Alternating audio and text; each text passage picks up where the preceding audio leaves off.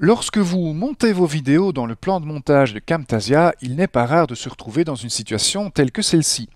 Regardez sur la piste 1 de ce projet, vous avez de nombreux éléments multimédia qui sont agencés ici, mais remarquez que ces éléments multimédia ne se touchent pas. Il y a des trous entre chacun de ces éléments. Autrement dit, si je lance la lecture de ma vidéo, eh bien sur le canevas, je vais voir ici cette image, et puis quand la tête de lecture survole un trou, eh bien il n'y a plus rien sur le canevas. La lecture de la vidéo va reprendre quand il y aura de nouveau un élément multimédia en dessous de la tête de lecture. Alors pour corriger ce type de problème dans la version actuelle de Camtasia, eh bien je suis obligé de prendre ces éléments multimédia un par un et de les glisser manuellement vers la gauche comme je suis en train de le faire ici. Alors dans mon cas, j'ai pas beaucoup d'éléments multimédia, donc c'est encore relativement faisable, mais quand vous avez de nombreux éléments, cela devient vite fastidieux. Alors nous avons une nouvelle fonctionnalité ici qui va vous intéresser, qui va faire ça tout seul. On appelle ça les pistes magnétiques. Alors pour activer le magnétisme d'une piste, eh bien on a une nouvelle icône qui se trouve ici dans l'entête de chacune des pistes. C'est l'icône d'un aimant qui vous permet d'activer ou de désactiver le magnétisme d'une piste. Vous pouvez également faire un clic droit sur l'entête des pistes et activer ici le magnétisme d'une piste grâce à cet élément de menu.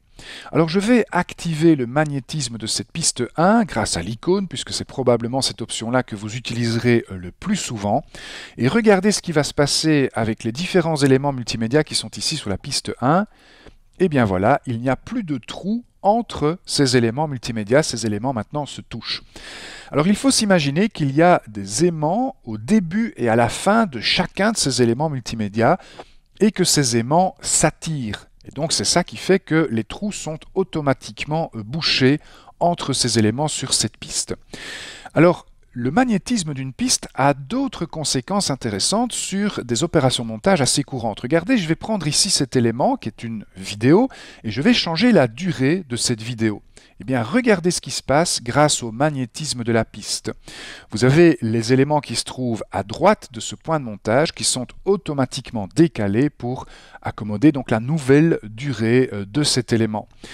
La piste magnétique va également faciliter l'insertion d'un nouvel élément multimédia entre deux éléments multimédia qui existent déjà. Regardez, je vais prendre cette image ici dans mon chutier et je vais venir la glisser entre ces deux éléments multimédia. Alors ça va aller assez vite, vous allez voir qu'à un moment donné, vous allez trouver ici une petite flèche. Voilà, je ne sais pas si vous l'avez vu, je vais peut-être recommencer cette opération.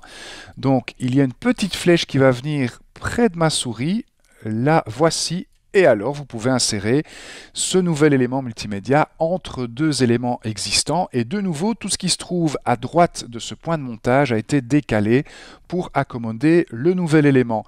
Si vous désirez retirer cet élément et le mettre sur une autre piste, eh bien regardez ce qui va se passer. Le trou qui aura ainsi été créé va automatiquement être bouché grâce à la piste magnétique. Et puis dernière chose, si vous sélectionnez un élément et que vous désirez le supprimer, eh bien de nouveau, le trou laissé par la suppression de cet élément sera automatiquement bouché. Tout ce qui se trouve à droite de ce point de montage va revenir et donc va être décalé sur cette piste. Alors, le magnétisme, c'est une propriété d'une piste. Vous voyez ici que j'ai deux pistes maintenant dans mon projet. Seule la piste 1 est magnétique, la piste 2 ne l'est pas pour le moment.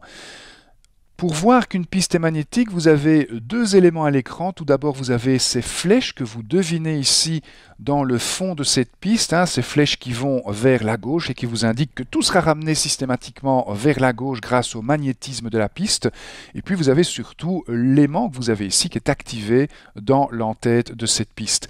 Vous pouvez très facilement désactiver le magnétisme de cette piste comme ceci. Et à ce moment-là, quand vous déplacez vos objets ou quand vous changez la durée des différents éléments, eh bien ça se comporte exactement comme dans l'ancienne version de Camtasia.